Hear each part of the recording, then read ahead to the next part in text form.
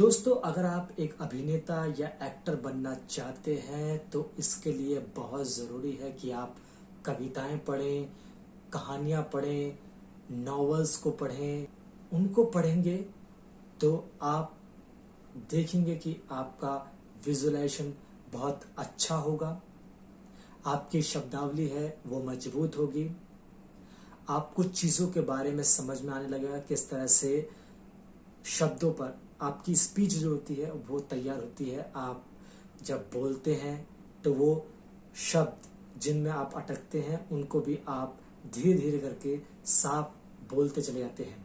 सबसे ज़रूरी है कि आप किसी भी शख्स को सुने, जो जैसे आपने फिल्म अभिनेताओं के इंटरव्यू देखे होंगे, वो कितने साफ तरीके से बोलते हैं, उनके अल्फाज कितने अच्छे होते हैं।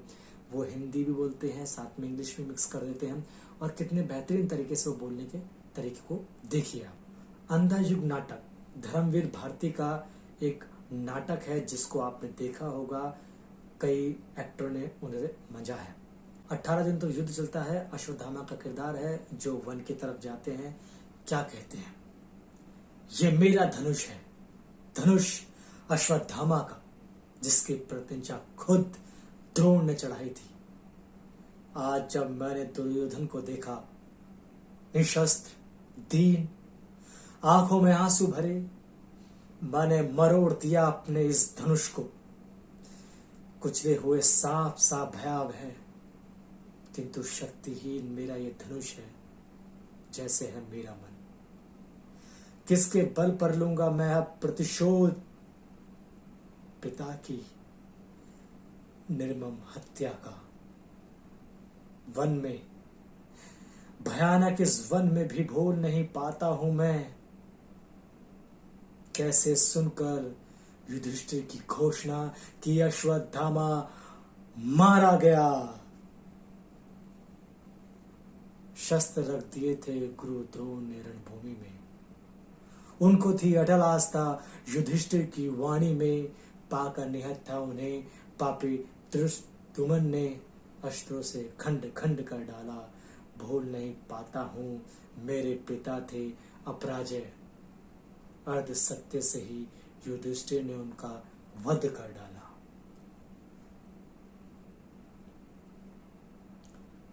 उस दिन से मेरे अंदर भी जो शुभ था, कोमलतन था, उसकी भ्रूण हत्या युधिष्ठिर के अर्ध सत्य ने कर दी। धर्मराज होकर वे बोले, नर या कुंजर, मानव को पशु से उन्होंने पृथक नहीं किया। उस दिन से मैं हूं पशु मात्र, अंध बर्बर पशु, किंतु आज मैं भी एक अंधी गुफा में हूं भटकता गया। गुफा ये पराजय की।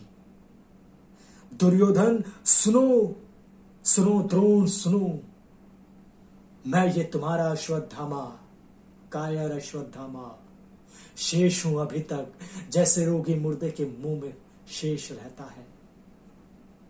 गंदा कफ, बासी थूक, शेष हूं अभी तक मैं। अश्वत्थघात,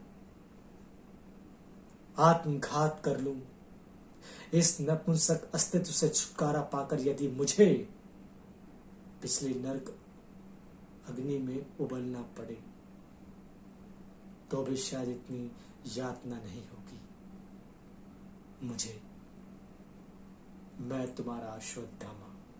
बताने का मकसद सिर्फ इतना था कि मैं कोई यहाँ पे एक्ट नहीं कर रहा था, लेकिन सिर्फ आपको बताना था कि आप अगर कैमरे के सामने बैठकर रोजाना प्रैक्टिस करें, बोले, तो आप धीरे धीरे देखेंगे किस तरह से आप अपने शब्दों को, अपने डिक्शन को, अपने विजुअलाइजेशन को, थोड़े से इमोशंस को, किस तरह से धीरे धीरे वो डेवलप होंगे।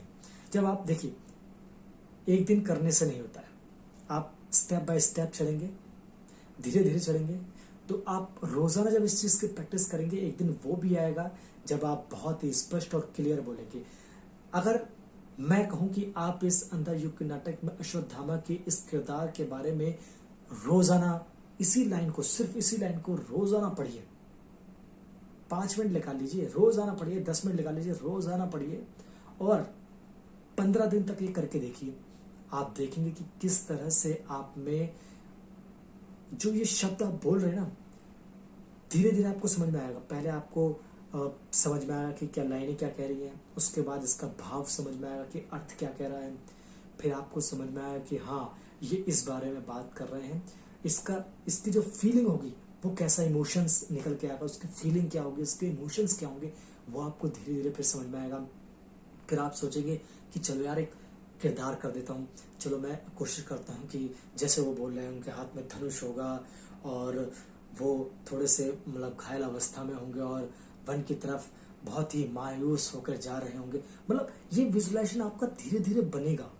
जब आपका धीरे धीरे विजुअलाइजेशन बनेगा तब आप देखेंगे किस तरह से कि आप इस नाटक के बहुत करीब पहुंच जाएंगे और धीरे धीरे आप अन्य कहानियों में रुचि लेंगे, उन्हें बोलेंगे, उन्हें समझेंगे। तो इस तरह से आपकी कई चीज़ें क्लियर होंगी, चाहे वो डिक्शन हो, आपका प्रोनाउंसिएशन हो, स्पीच हो, ये चीज़ें आपकी क्लियर होती चली जाएंगी। तो दोस्तों इसी तरह वीडियोस के लिए आप हमारे चैनल को सब्सक्राइब कर सकते हैं, बेल आइकन का बटन जो क्लिक करेंगे तो लेटेस्ट अपडेट वीडियोस आपको हमारे चैनल पर मिलते रहेंगे।